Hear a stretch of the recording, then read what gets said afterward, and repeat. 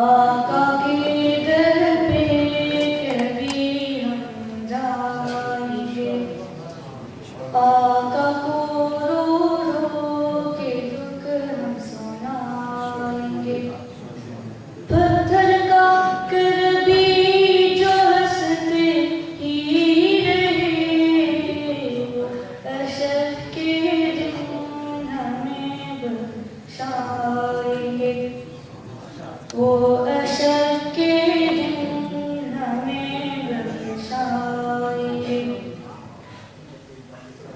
ہم تو عاشق ان کے جنب رفیدہ، ہم تو عاشق ان کے جنب رفیدہ، ہم سدا دنیا میں عزت پائیں گے، ہم سدا دنیا میں عزت پائیں گے۔ دل دیا آنکھیں نئی جیون دیا، دل دیا آنکھیں نئی جیون دیا، طیبہ سے لے کر گھر کو ہم آئیں گے، طیبہ سے لے کر گھر کو ہم آئیں گے۔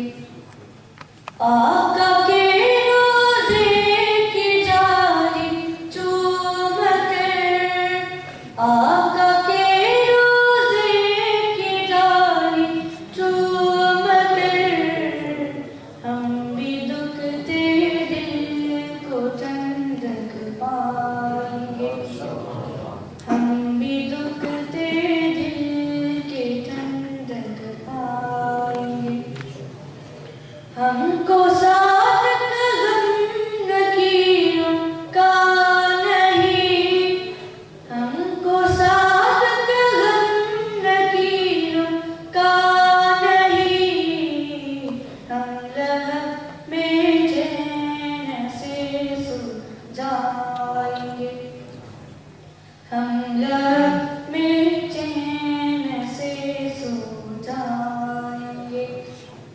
آقا کے در پہ کبھی ہم جائیں گے، آقا کے در پہ کبھی ہم جائیں گے، آقا کے در پہ کبھی ہم جائیں گے۔ ماشاءاللہ، سبحان اللہ، سبحان اللہ۔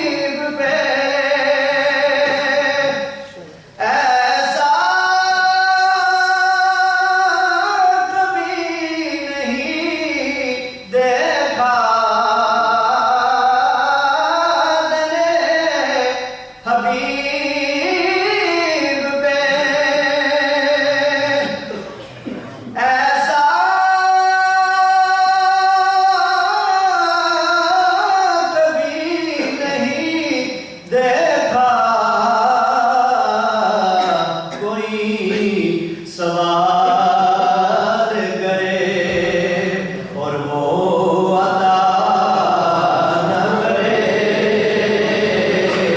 کوئی سوال کرے اور وہ عطا نہ کرے، کیونکہ دل شکستہ ہو تو جوڑ دیتے ہیں، بات ان پہ جو چھوڑ دیتے ہیں، بات ان پہ جو چھوڑ دیتے ہیں، اور ان کے جوتوں کرم کا کیا کہنا، کوئی لاکھ مانگے وہ کروڑ دیتے ہیں، درے رسول کے ایسا کبھی نہیں دیکھا، کوئی سوال کرے اور وہ عطا نہ کرے، خدا کا ذکر کرے، مدینہ جا کے نکلنا شہر سے باہر، مدینہ جا کے نکلنا شہر سے باہر، خدا نخواستہ یہ زندگی وفا نہ کرے، خدا نخواستہ یہ زندگی وفا نہ کرے، خدا کا ذکر کرے، اور اسیر جس کو بنا کر رکھے مدینے میں، اسیر جس کو بنا کر رکھے مدینے میں،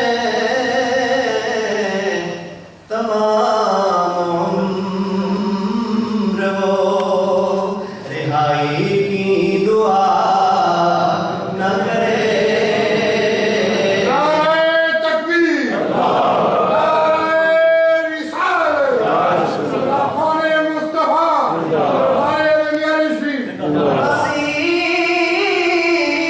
جس کو بنا کر رکھے مدینے میں، تمام عمر وہ رہائی کی دعا نہ کرے، خدا کا ذکر کرے، اور نبی کے قدموں پہ جس دم غلام کا سر ہو، نبی کے قدموں پہ جس دم غلام کا سر ہو، قضا سے کہہ دو کہ ایک لمحہ بھی قضا نہ کرے، قضا سے کہہ دو کہ ایک لمحہ بھی قضا نہ کرے، خدا کا ذکر کرے اور ذکر مصطفیٰ نہ کرے، ہمارے منہ میں ہو ایسی زبان خدا نہ کرے۔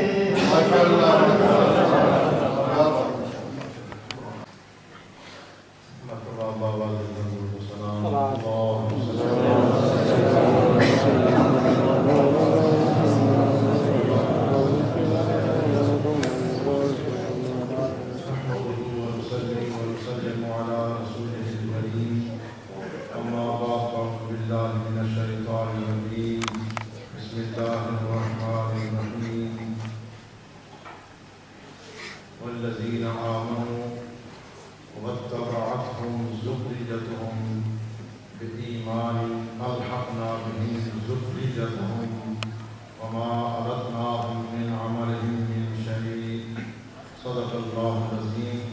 إن الله وملائكته يصلون على النبي يا أيها الذين آمنوا صلوا عليه وسلموا تسليما.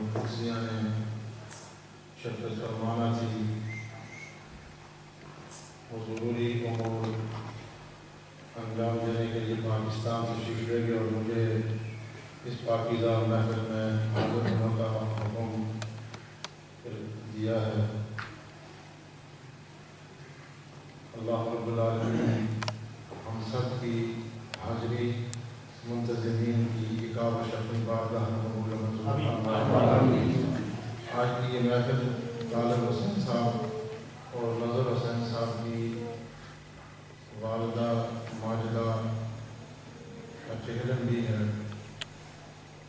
اللہ رب العالمین اس دکھی خاندان کو سکون قلب و روح عطا فرمائے. فرمائے صاحبہ مرحومہ کے درجات بلند فرمائے.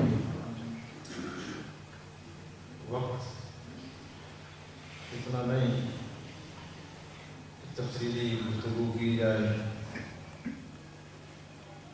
ٹوٹل تقریباً 18-20 منٹ ہیں. مغرب 9:05 پہ اس کا آغاز ہوتا ہے اور میں اس محفل کے لیے ٹائم کو 2 حصوں میں تقسیم کرتا ہوں. 10 منٹ گفتگو کے لیے، 10 منٹ ذکر کے لیے. ذکر شریف روح و دل کی غذا ہے، صوفیاء کا معمول ہے، اس کو بھی قائم رکھا جائے. اور جناب پیر صاحب دامت برکاتہ القدسیہ نے اس معمول کو یہاں شروع فرمایا. اسے ہر صورت قائم رہنا چاہیے. مجلس ایصال ثواب کی بھی ہے. اس حوالے سے 2 باتیں عرض کرتا ہوں. ایصال کا معنی ہے پہنچانا، پہنچنا. وصلہ کا معنی ہوتا ہے وصلہ جیسے لوگ پہنچنا، پہنچانا، ملنا، ملانا. ایصال ثواب کا معنی اور ثواب کہتے ہیں کہ جب بندہ کوئی نیک عمل کرتا ہے، کوئی مومن نیک عمل کرتا ہے، اس عمل کا جو بدلہ ملتا ہے اس کو ثواب کے لفظوں سے تعبیر کرتا ہے. تو ایصال ثواب جب یہ جملہ ہم کہتے ہیں تو ہر ذہن میں ایک ہی بات آتی ہے کہ کسی مومن مومنہ دنیا سے چلے گئے ہیں، ان کی مغفرت اور درجات کی بلندی کے لیے اس محفل کا اہتمام ہوتا ہے۔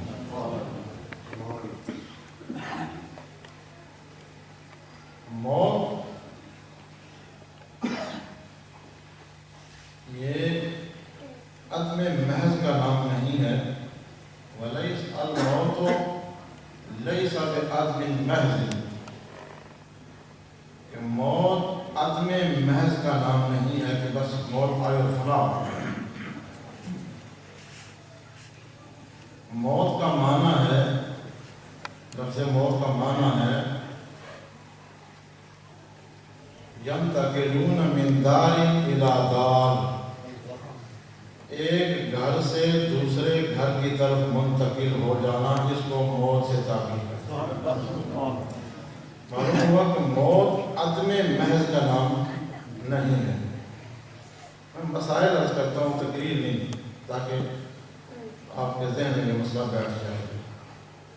اس کو اور آسان کر دوں کہ جب تک روح اور جسم کا تعلق قائم رہتا ہے تو اس پر موت کا اطلاق نہیں ہوتا، اس لفظ موت کا، بلکہ حیات کا اطلاق ہوتا ہے، لفظ حیات کا۔ جسم اور موت کے درمیان،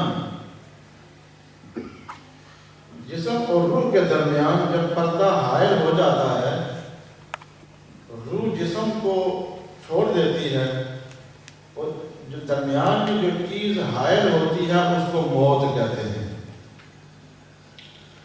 روح قائم ہے تو حیات قائم ہے، روح نکلی، جسم الگ، روح الگ ہو گئی تو پھر موت واقع ہوتی ہے، اور اس موت کی وجہ سے پھر وہ بندہ ایک گھر سے دوسرے گھر میں منتقل ہوتا ہے۔ اس کو اس لیے کہا گیا کہ موت فنائے مطلق نہیں ہے، بلکہ ایک گھر سے دوسرے گھر کی طرف منتقل ہے۔ سبحان اللہ۔ اب مومن کی جو روح ہے یا مومنہ کی، وہ روح کیسے نکلتی ہے؟ اب وقت نہیں ہے کہ میں اس گفتگو کو طوالت دوں، حدیث پاک کا مضمون، اس کا خلاصہ عرض کرتا ہوں۔ حدیث پاک میں آتا ہے کہ جب مومن نیک صالح جب دنیا سے اپنی توجہ ہٹا کر آخرت کی طرف توجہ رکھتا ہے تو پھر آسمان سے فرشتوں کی ایک جماعت اترتی ہے، اور ان کے چہرے بہت سفید ہوتے ہیں، اور ان کے چہروں کی نورانیت آفتاب سے زیادہ چمک دمک کرتی ہے،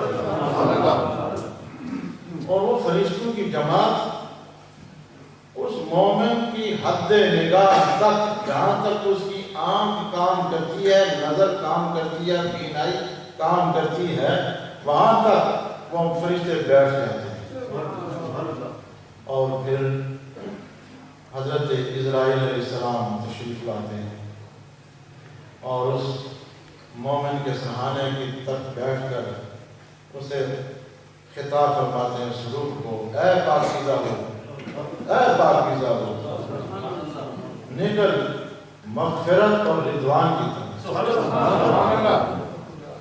سرکار دو عالم صلی اللہ علیہ وسلم فرماتے ہیں کہ جب روح نکلتی ہے تو اس کی کیفیت کیا ہوتی ہے، کہ جس طرح پانی کا مشق لے لو اور اس سے قطرات نکلتے ہیں، یوں مومن کی روح آہستہ آہستہ نکلنا شروع ہو جاتی ہے۔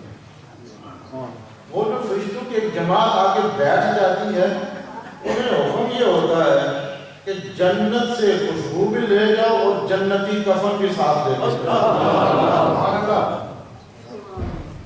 جو ہی حضرت اسرائیل علیہ السلام اس روح کو مخاطب کرتے ہیں اور وہ روح نکلنا شروع ہو کے اپنے ہاتھ میں لیتے ہیں، کہ باقی سارے فرشتے کھڑے ہو کر حضرت اسرائیل علیہ السلام، حضرت اسرائیل علیہ السلام سے وہ روح لے لیتے ہیں اور جنتی خوشبو سے معطر کر دیتے اور جنتی کفن سے پہنا، اور پھر وہ فرشتے آسمان کی طرف چلتے ہیں۔ جب پہلے آسمان پر پہنچتے ہیں، پہلے آسمان والے فرشتے ان سے پوچھتے ہیں، یہ پاک پاکیزہ معطر خوشبو والی روح کس کی ہے؟ اس کا نام کیا ہے؟ تو وہ فرشتے کہتے ہیں کہ جو دنیا میں اس نام نیک نام والا بندہ تھا یا خاتون تھی، وہ فرشتے کہتے ہیں یہ فلاں آدمی کی پاکیزہ روح ہے۔ دروازہ کھلتا ہے، پہلے آسمان میں جتنے فرشتے ہوتے ہیں اس کے احترام میں اس روح کے ساتھ دوسرے آسمان کی طرف سارے فرشتے دوسرے آسمان تک، پھر جب دوسرے آسمان پہ پہنچتے پھر وہ سوال کرتے ہیں کس انسان کی پاکیزہ روح ہے کہ خوشبو ہی خوشبو ہم محسوس کرتے ہیں۔ پھر بتایا جاتا ہے فلاں آدمی کی یہ روح ہے، پھر دوسرے آسمان کے فرشتے بھی ساتھ ہو جاتے ہیں۔ احترام میں حتیٰ کہ ساتوں آسمان تک پہنچتے ہیں، جب ساتوں آسمان پہ پہنچتے حکم الہی ہوتا اب اسے اعلیٰ علیین میں رکھتے ہیں۔ تو مومن کی روح اس طرح نکلتی ہے۔ اور پھر جب بندہ دنیا سے چلا جاتا ہے فنا تو ہوتا نہیں، اب وقت نہیں ہے کہ کون سی بات کروں کون سی رہنے دوں، جو بات سامنے آتی ہے وہ میں کرتا رہوں۔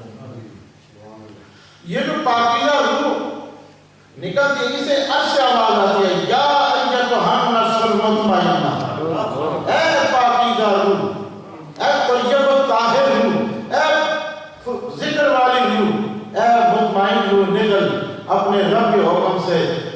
یا ایتھا النفس المطمئنہ ارجعی الی ربک راضیۃ مرضیہ، تم لوٹو اس حال میں اپنے رب کی طرف کہ تو اس سے راضی ہو، بندہ نواز اس سے اس طرح نکل کہ تو اس حال میں نکل، اس حال میں جا اپنے رب کے پاس۔ یا ایتھا النفس المطمئنہ ارجعی الی ربک، تم لوٹو اس حال میں کہ تو اس سے راضی ہو، بندہ نواز تم سے راضی ہو۔ پھر کیا حکم ہوتا ہے؟ فادخلی فی عبادی، میرے بندوں میں شامل ہو جاؤ، فادخلی جنتی، میری جنت میں داخل ہو۔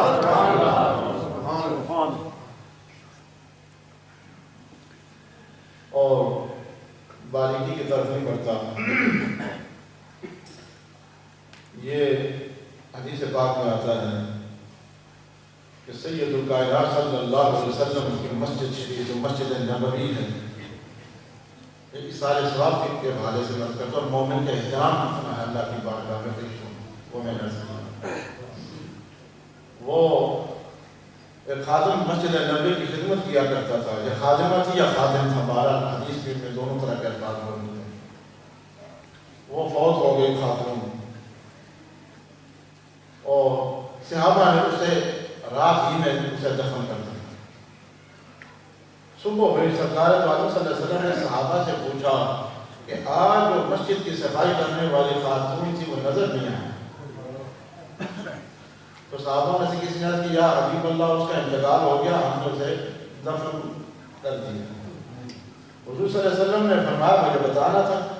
صحابہ نے اس وجہ سے نہیں بتایا کہ اب رات کا وقت ہے، سرکار کو کیوں تکلیف دیں۔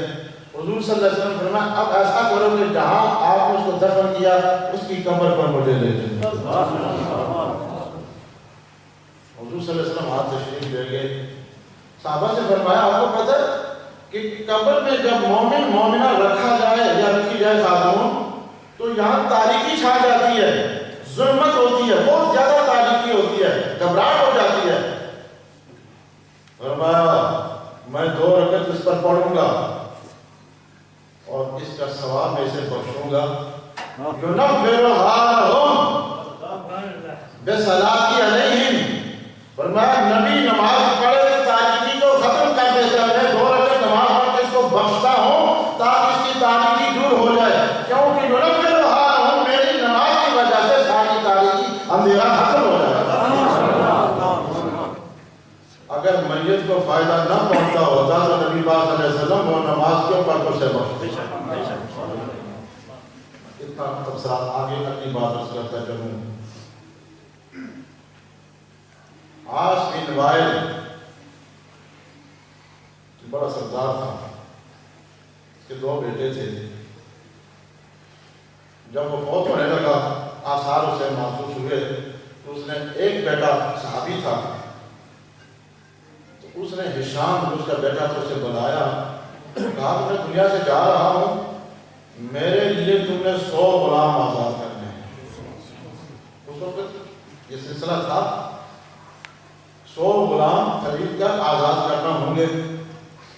شام کو اس کا بیٹا تھا، اس نے 50 اپنے باپ کی وصیت پر عمل کرتے ہوئے 50 غلام آزاد کر دیے۔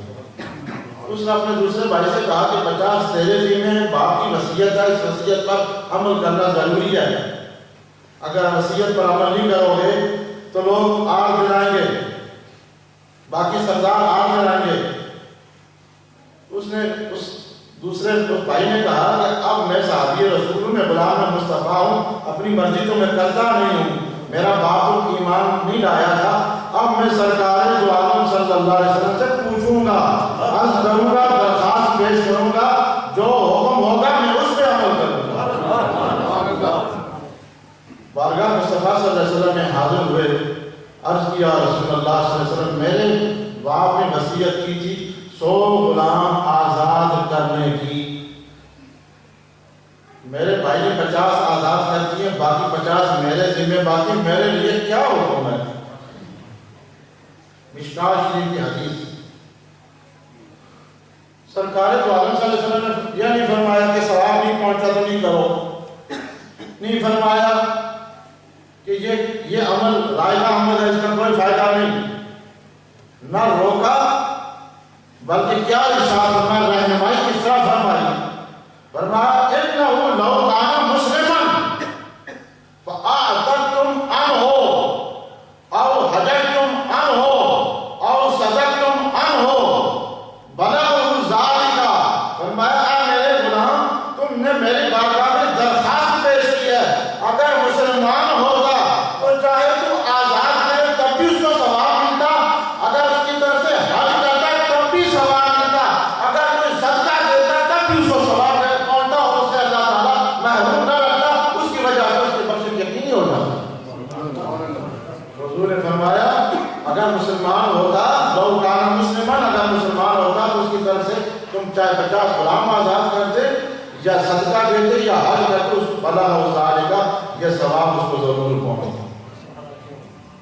تو معلوم ہوا کہ جو بندہ دنیا سے چلا جائے، جو بندہ دنیا سے چلا جائے، اس کی مغفرت کے لیے محفل احسان ثواب قائم کرنا یہ ہمارے اہل سنت کے معمولات میں سے ہے، صحابہ کی سنت ہے اور سلف صالحین کا معمول رہا ہے۔ آخری بات اس کروں، دل تو چاہتا ہے اس مضمون کو اور بڑھاؤں۔ ایک صحابی کا عمل مجھے یاد آیا، وہ بھی عرض کرتا کروں۔ حضرت ابو ہریرہ اسلمی رضی اللہ تعالی عنہ صحابی رسول ہے، اپنے عزیز و اقربا سے فرمایا، صحابہ سے فرمایا، ساتھی سے فرمایا، جب میں مر جاؤں وَأَوْصَى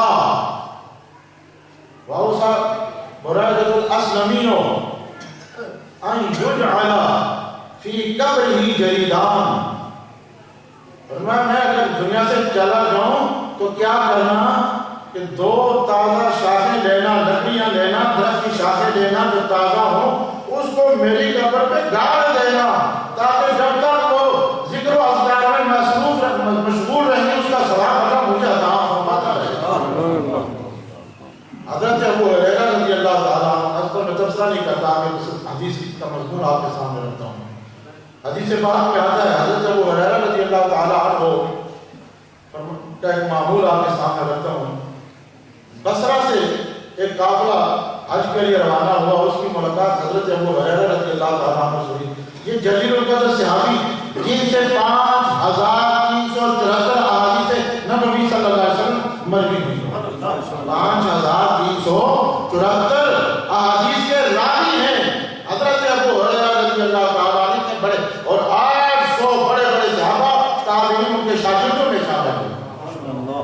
اور بصرہ سے وہ ابو صالح گئے، ان سے کہا کہاں سے آئے ہو؟ کہا کہ ہم بصرہ کی ایک بستی عبولہ نامی بستی ہے وہاں سے آئے ہیں۔ تو حضرت ابو ہریرہ فرمانے لگے، جلیل القدر صحابی، جنتی صحابی، نبی پاک کی بارگاہ کا منظور اور نگاہ نبوت کا پربردہ صحابی، نگاہ نبوت کا فیض یافتہ صحابی، سفر و حضر میں رسول اللہ کے ساتھ رہنے والا صحابی، وہ کیا خواہش کا اظہار کرتے ہیں، کیا تمنا پیش کرتے ہیں؟ فرمایا بصرہ عبولہ نامی بستی سے آئے ہو؟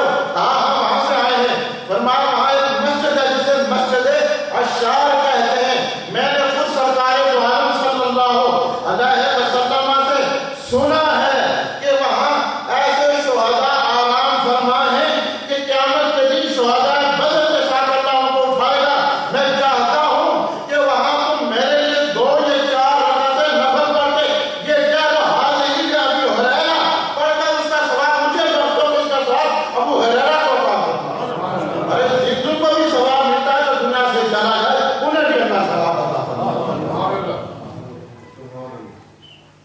2-4 منٹ اور لے لوں؟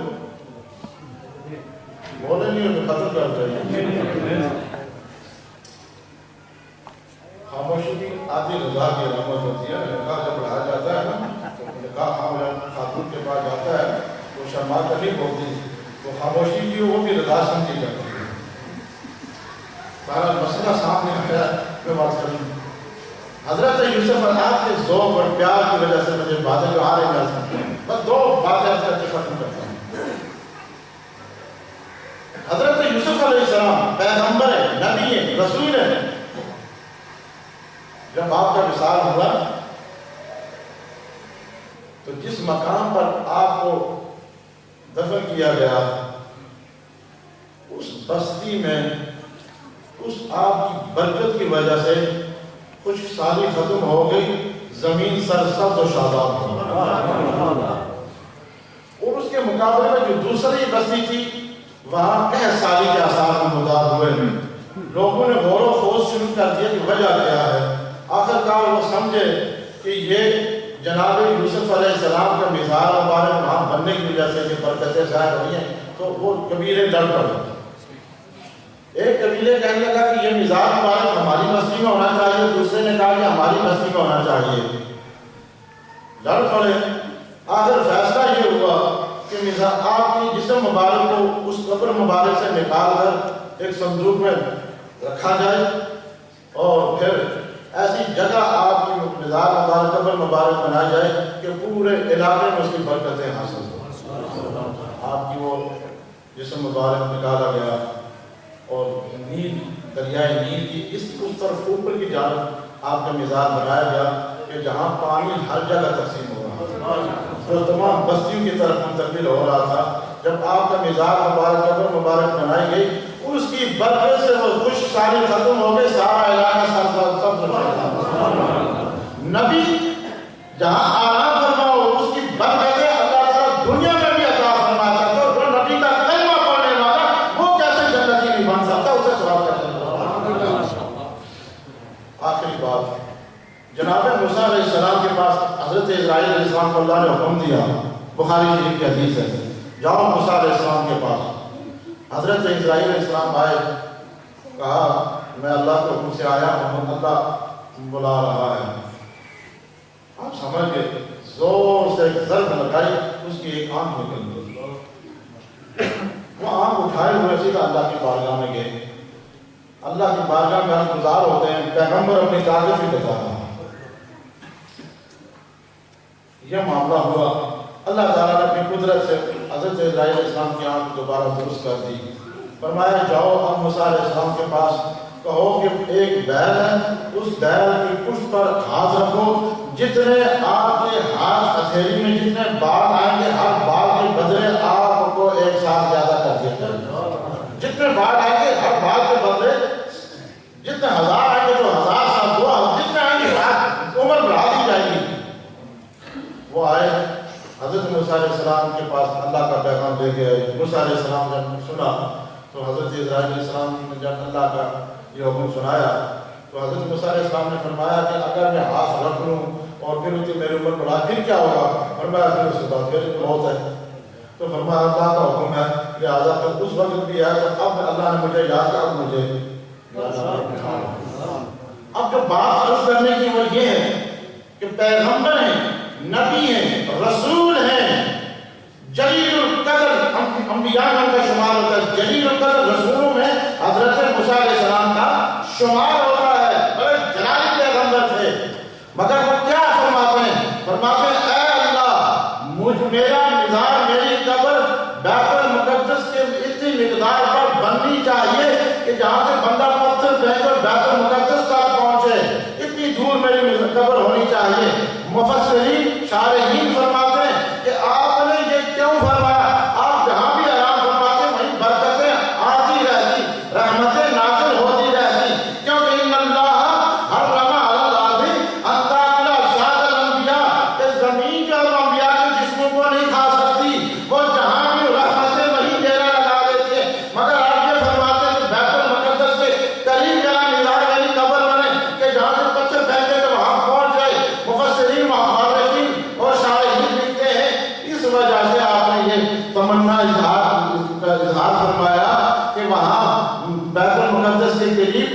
انبیاء علیہ السلام کے مزارات ہیں، صالحین کے مزارات ہیں۔ حضرت موسیٰ علیہ السلام نے یہ خواہش رکھی کہ تاکہ مجھے بھی ان نبیوں کی معیت اور صالحین کی معیت اللہ تعالیٰ، تو جہاں صالحین موجود ہوں وہاں عذاب نہیں آیا کرتے، وہاں اللہ کی رحمتیں نازل ہوتی۔ تو مالی خلاصہ کلام، مالی عبادت، جانی عبادت، مالی اور جانی یہ تین طرح کی عبادتیں ہوتی ہیں۔ ان تینوں طرح کی عبادتوں کا ثواب آپ جس کو بھی بخشیں گے اللہ تعالیٰ اس کو عطا فرمائے۔ اب جو آیت پڑھی تو اس کا ترجمہ اور تفسیر ہو رہا ہے، پھر انشاءاللہ کبھی اب وقت ہو گیا، صرف تھوڑا سا ذکر، پھر 2-4 منٹ پھر ہم دعا کے لیے آتے ہیں۔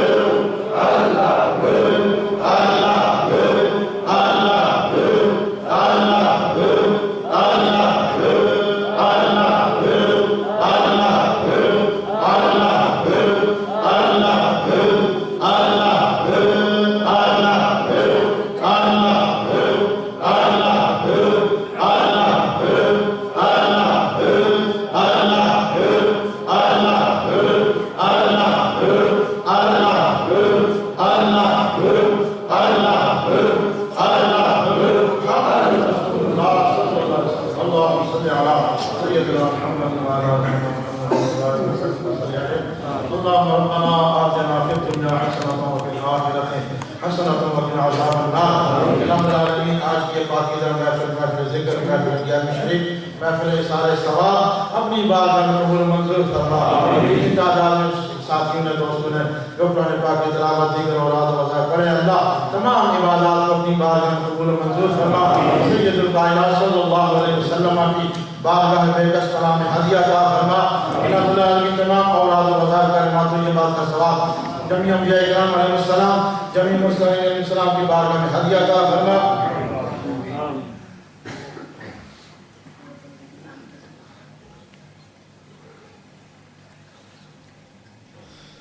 اور ساتھی چودھری محمد اسلم صاحب آفر کنگر علی گزشتہ روز ایڈم برا اسپاٹمنٹ میں بدائیہ سے وفات پاکی ان کی مغفرت کے لیے دعا فرمائیں. الحمد للہ چودھری محمد اسلم صاحب کے بھی درجات بلند فرما. میرے ماتھی جو بارگاہ نے اپنی بارگاہ میں قبول فرما کر تمام اہل ایمان کو عطا فرما سب کے درجات بلند فرما. جناب طالب حسین صاحب جناب نظر حسین صاحب کی والدہ ماجدہ کو اس کا ثواب عطا فرما. امتحان پکایا گیا الحمد للہ اس کا ثوابی ان مرحومین کو عطا فرما. مرحومہ کے عطا فرما اور وارثین کو اولاد کو صبر جمیل عطا فرما. اس مرکز کو مزید ترقی عطا فرما. منتظمین کی خدمات اپنی بارگاہ میں قبول منظور فرما. یہ پاکیزہ محفل جو ہر مہینے یہاں منعقد ہوتا ہے الہ اللہ اس کو دوام عطا فرما. جتنے ساتھی دور دراز سے قرب و جواز سے اس پاکیزہ محفل میں شریک ہر کو ہر قدم کے بدلے لاتا نیکیاں عطا فرما. الہ اللہ جتنے مومن مومنات دنیا سے چل گئے سب کی مغفرت سب کے درجات بلند جنت الفردوس میں اعلیٰ مقام اور سید الکائنات صلی اللہ علیہ وسلم کی شفاعت نصیب فرما. الہ اللہ جو باقی زندہ نے اپنی بندگی والی زندگی نصیب فرما. الہ اللہ کلہ بیمار میں جسمانی روحانی شفاء کاملہ طویل عمر عطا فرما.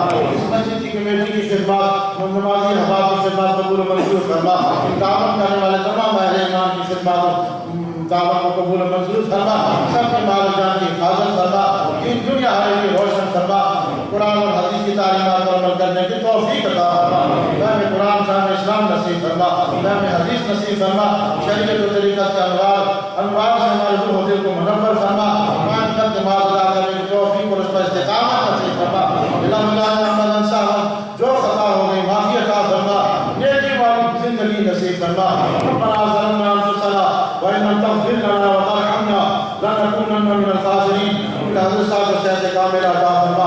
ان کے وسیلہ سے سب بیمار میں جسمانی روحانی شفاء کاملہ کبیر عمر عطا فرما. عالم اسلام پہ اپنا کرم فضل فرما. اسلام کا بہت بالا فرما. مسلمانان عالم کو اتفاق عطا فرما. دین کی اقدار پر چلنے کی توفیق عطا فرما. سب کی اولاد کو نیک صالح فرما بردار تابعدار دین دار فرما. ربنا تقبل منا انك انت السميع العليم وتب علينا انك انت التواب الرحيم. وصلى الله تعالى على خير خلق محمد وعلى اله وصحبه اجمعين برحمتك يا ارحم الراحمين.